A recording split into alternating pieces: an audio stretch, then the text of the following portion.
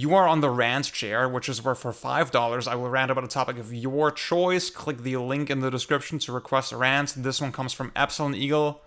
He sent the rant request right after the Switch 2 Direct yesterday ended. And in his message, he just said, "You already know." So I'm assuming that's what he wants me to rant about. I should stress right now, I will actually be streaming on YouTube, so this channel that you're watching right now, and on Twitch in about 1 hour. I'm thinking 7:30 Central European Time. That's 1:30 Eastern and 10:30 Pacific for my Americans. So in that stream, I will recap the Switch 2 announcement in a little more detail, go over stuff a little more carefully and a little more in a lot more excess, I guess. And that's where we're gonna maybe look at the games, break down the games, blah blah. Also, I'll be playing Metal Gear Rising: Revengeance because why not? There's a reason. We'll get to it. Anyway, I'll say right now, real quick, I'm very excited. For some reason, the pre-orders are already up in Germany on some shops. I still expect that shit to fall through somehow, but I did get one in, technically.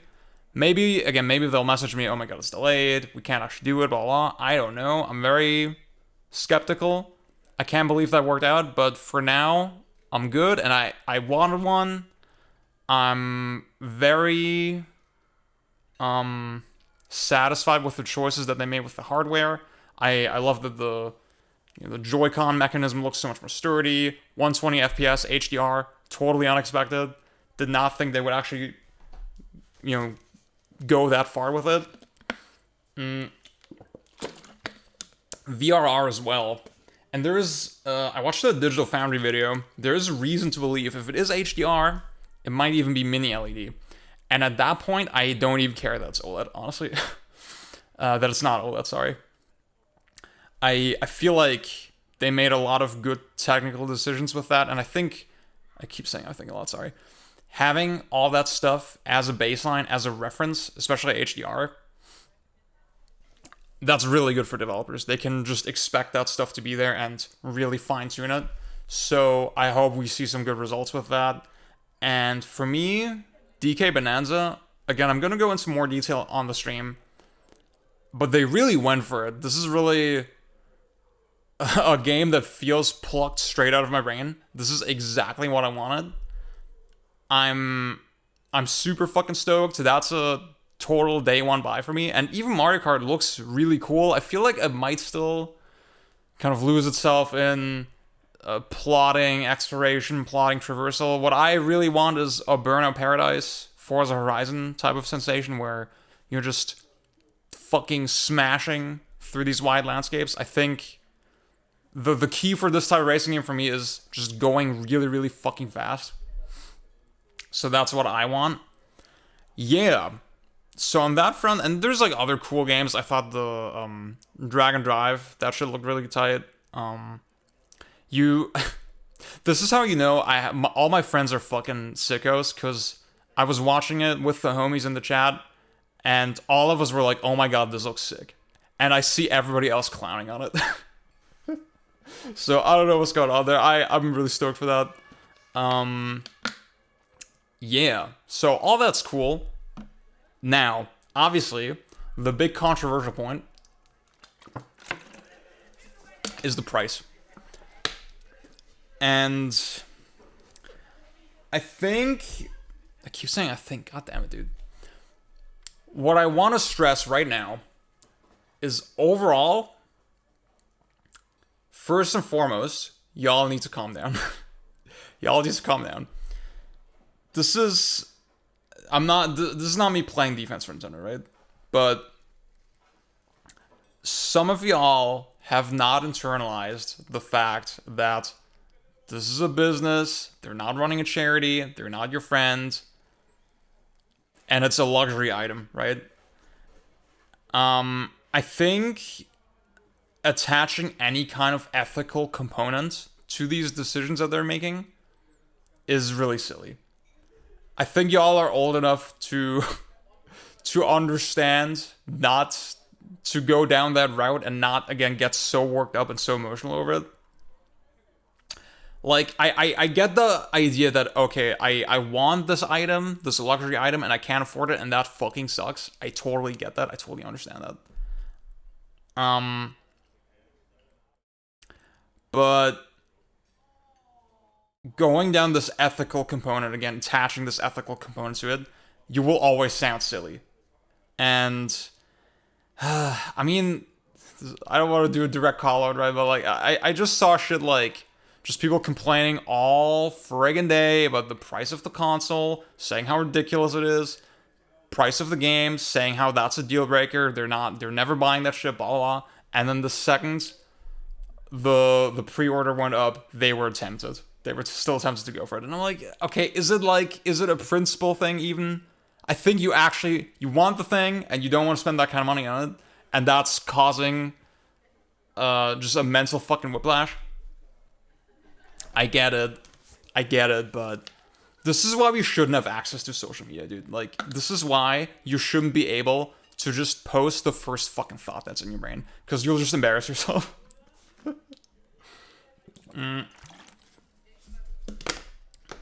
Because to be clear, I think we could have a whole video of this, right? But like, obviously, there are monetization tactics that you could say are unethical, right? Where you're tapping into some kind of compulsive weakness in the brain, for example. This is not that. This is just overpricing the shit out of some things, right? For maybe logical reasons in some capacity. We'll get into that in a sec. But also some of it could just be gouging, right? I think, I mean, €90 here in Germany for a physical copy of Mario Kart is fucking bananas, right? That's out of this world. We don't even need to talk about that, right? I'm not. There's no defense for it, right? Regardless of the logical sort of circumstances that you can reference to. Okay, how did we reach this point? So, first thing, I think the price for the console is fine. It's not great. It's not. It's not like wow, what an offer. But it seems pretty reasonable to me looking at the overall market. Without a game, it's still like $100 less than the Steam Deck, and it's outperforming the Steam Deck in some pretty key areas. Specifically, I'm comparing to the OLED, right? The technology seems a lot more mature, a lot more polished, a lot more advanced. Detachable controllers, obviously. Again, if you compare this to like other types of tablets, other phones or something, this is not outlandish at all, right? I don't see how you can really think that. And I believe that I have a strong suspicion that okay, the Mario Kart bundle, the way they're setting it up, Mario Kart is basically subsidizing the Switch itself. That's the main purpose of the game. 500 is the actual price for the console. And they're throwing in Mario Kart to make it look more acceptable. I think that is the absolute limit of what you can reasonably ask of people. They are there, but they're not over it in my opinion. So, I don't know. Now, as far as the games go, the logical assumption there is okay. Number one, tariffs. They're using the games as a way to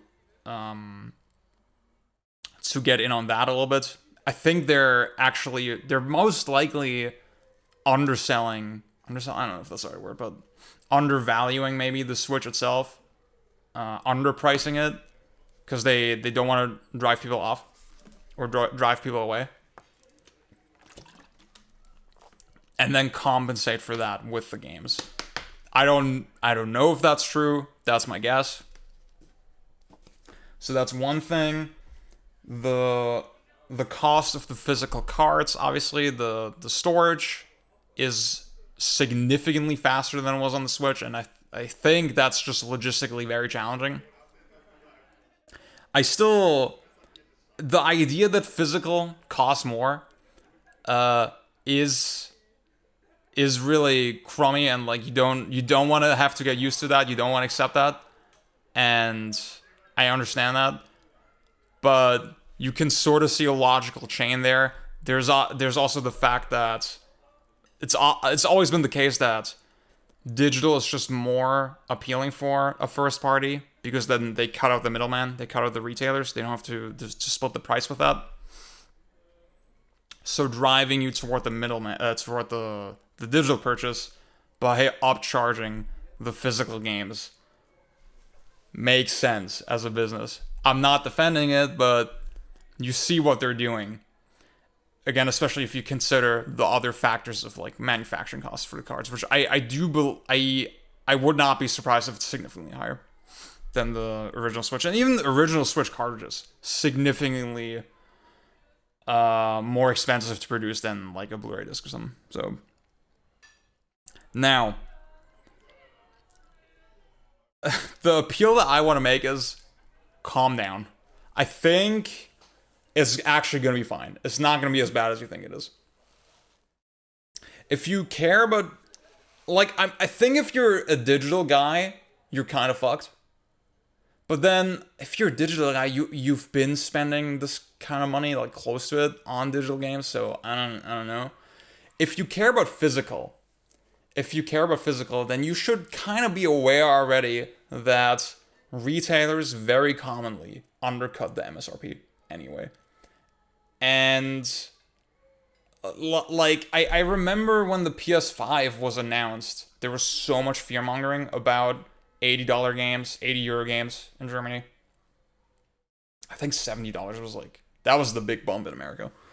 And guess fucking what? I don't think it actually became as widespread as people sort of expected, or became as much of an issue as people expected.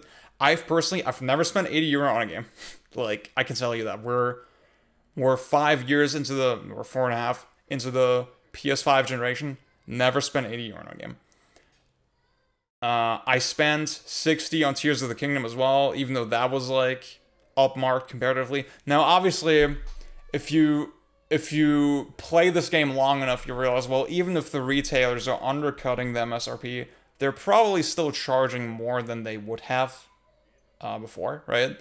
I'm pretty sure I spent like 50 or less on Breath of the Wild on the Wii U when that came out.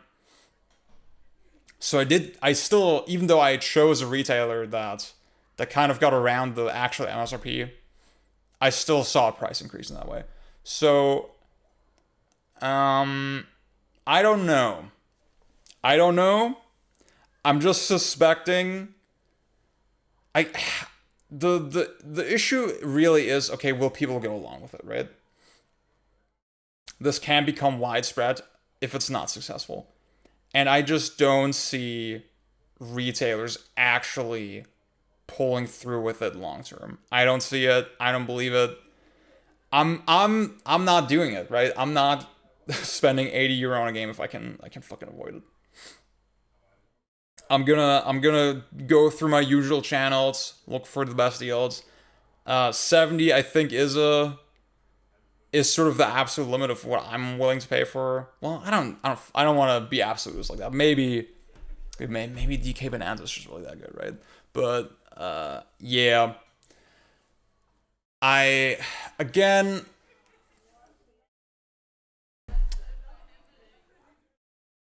This ethical argument really bothers me. This implication of like, oh my god, so greedy, blah blah blah blah blah blah blah blah blah. As if that hadn't always been the case in the first place, you know? You just either go along with it or you don't. We don't need to make a whole show of it. The best thing to do is just to literally vote with your wallet. And I guess let me throw in this little anecdote. Recently, GameStop shut down all their locations in Germany. They tore everything down and they discounted their inventory sort of bit by bit. And I was in there and I was looking at games like Rise of the Ronin and Stellar Blade. And those are games that I had absolutely no interest in. Really, realistically, But because they were on sale, they were discounted. I was thinking about it, and this element of like we're going to heavily undervalue games or discount games a couple months after release to just sell you shit that you don't actually want. Um, I I feel like there's a tendency to look at that as like ethical or cool or fair or pro consumer somehow when it's just another way of selling you a game, right? Just another tactic of selling you shit.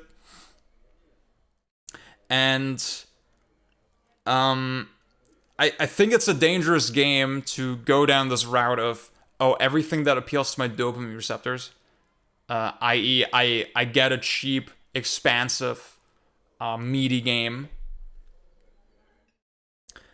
That's good. I'm gonna file it as good and pro-consumer. And then, oh, game, like, again, I don't want to fucking glaze Nintendo, right? But their whole MO is, well, okay, this is a super high quality product. We're fucking artisans. We really value our games. You buy this, and then we believe it. We believe that that the value proposition that we're offering is like sound, and that it's gonna retain its value as well, and that you're gonna be happy with this purchase for a long time, and that's why we're not discounting it over time. That's just as much of a sales strategy, right? I you should look at those things as just value neutral, right? And okay, maybe that's the thing. Maybe naturally you're driven toward different types of games that way. Totally possible, right? Based on your income, based on your proclivities. But again, acting like anybody is like really that pro-consumer or significantly different in that aspect, or again, as if all these companies are not just trying to maximize profits somehow, right? As all these companies are not just following some kind of strategy that long term will benefit them the most, is just silly as fuck. That's the main thing I wanted to get at. I barely talked about the Switch 2 itself, right? But yeah, see y'all later on stream.